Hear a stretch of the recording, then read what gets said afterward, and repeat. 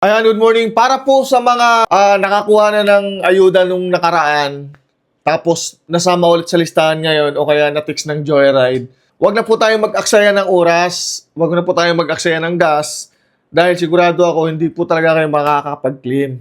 Ngayon, baka pag pumunta kayo, pumila kayo ng kahaba-habang pila, tapos hindi kayo makapag-claim, baka magalit na naman kayo at magtampo na naman kayo. Nagsasabi na kami na negative talaga makapag-double claim. Okay?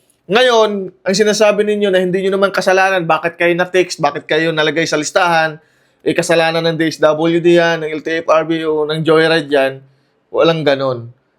Kung bakit?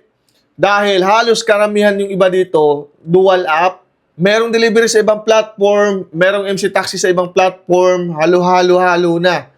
At meron isa pa, ang Joyride kasi ay MC Taxi at delivery, dalawa yan. Baka mamaya nasama ka nung sa MC Taxi, tapos nasama ka ulit sa Joyride Delivery.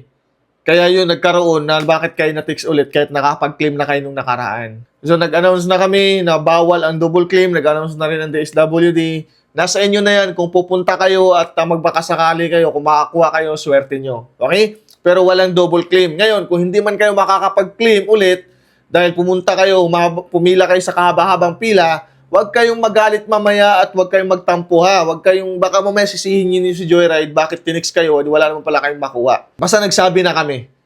Nasa inyo na yan. Kung makakuha, di swerte nyo. Nagbigay na ng babala yung DSWD, pero nasa inyo yan. Choice nyo naman yan. Yun lang, mag-ingat kayo palagi. At sana may mga baon kayo or mga bit-bit kayong pagkain dahil sa sobrang haba ng pila at sobrang init ng panahon, baka kung ano pa mangyari sa inyo. Uminom kayo ng maraming tubig. God bless po. Sana ay makakuha po ngayong araw lahat at saka hanggang bukas.